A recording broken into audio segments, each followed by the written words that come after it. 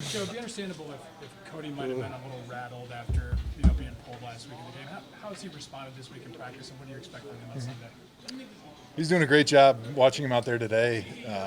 He's the same old guy. I think when something like that happens, obviously you probably get shaken a little bit. Your confidence gets shaken, and you ask a lot of questions. But seeing him come back to work on Monday and start preparing again like he's the starter, I think the greatest thing for somebody is to be able to go back out to practice and have the command in the huddle again and start throwing the ball, because that's what's familiar to you, and that's what kind of gets your mindset back into being the starter and kind of forgetting about something that happened on Sunday.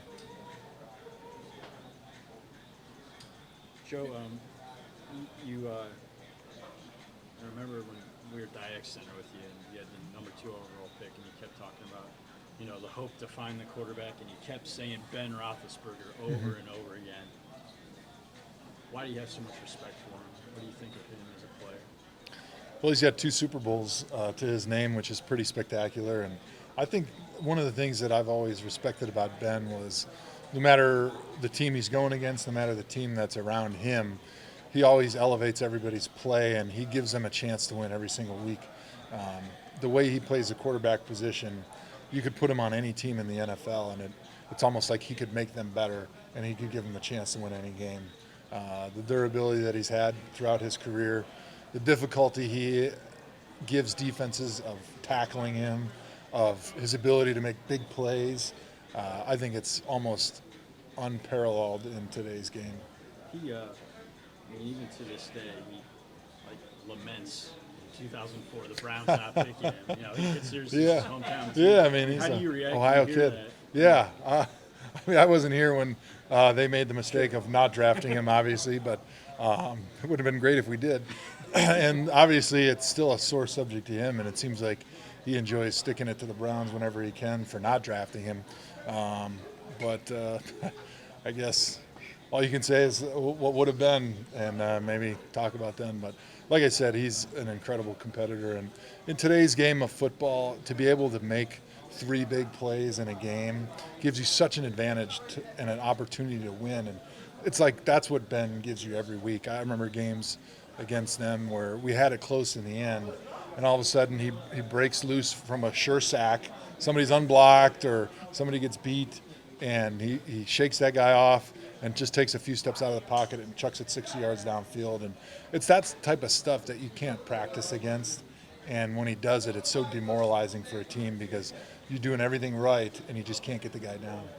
Joe, I know you always say you're not a quarterback expert, but with a guy like Cody who comes from California, hasn't thrown in this kind of Cleveland weather, is it important to see how he handles if the weather's crappy on Sunday?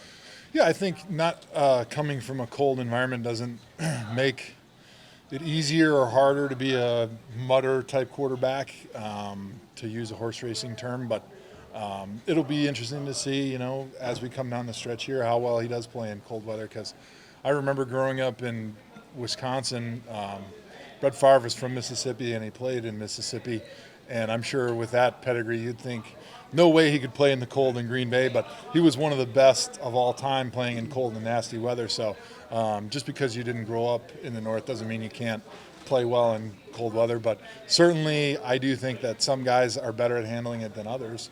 And Cody's one of the guys we're about to find out. Have you maybe apprised him of what he's in for starting on Sunday? Well, I think he's going to find out quick when it's 20-degree wind chill and 50-mile-an-hour winds on Sunday. So it'll be interesting to watch warm-ups on both sides, because I think for a lot of guys they don't realize what 30, 40-mile-an-hour winds looks like when you're trying to throw a little brown pigskin in the air. So that's always fun for me because I don't have to catch or throw the ball. Yeah. Yeah, right. Let's go back to Ben. I mean, you said you weren't here, but given the quarterback struggles and all the searches, you kind of scratch your head and say,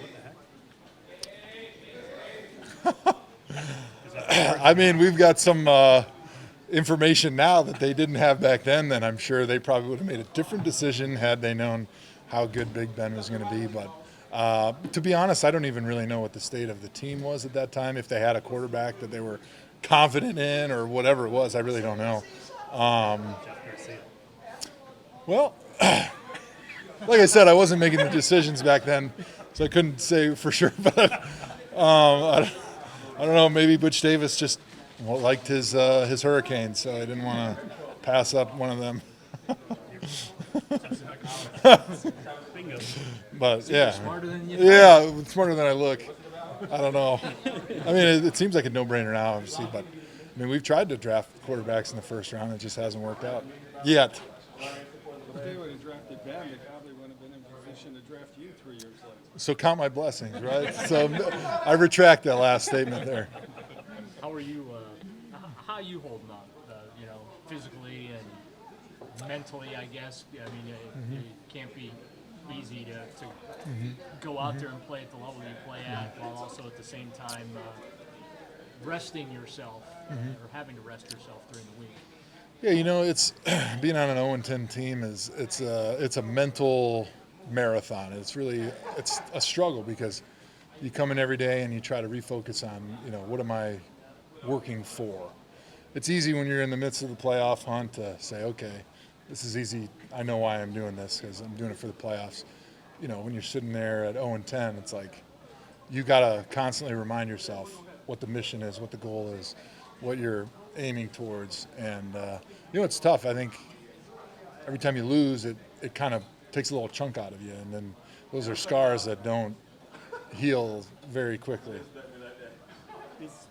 When you're resting during the week, obviously, but how much does that affect you on a short week? I mean, you got to go play Thursday when you would be playing. Oh, well, I think the older you get, the harder it is to turn around and play on a shorter week, whether it's from Monday to Sunday or Sunday to Thursday. Yeah,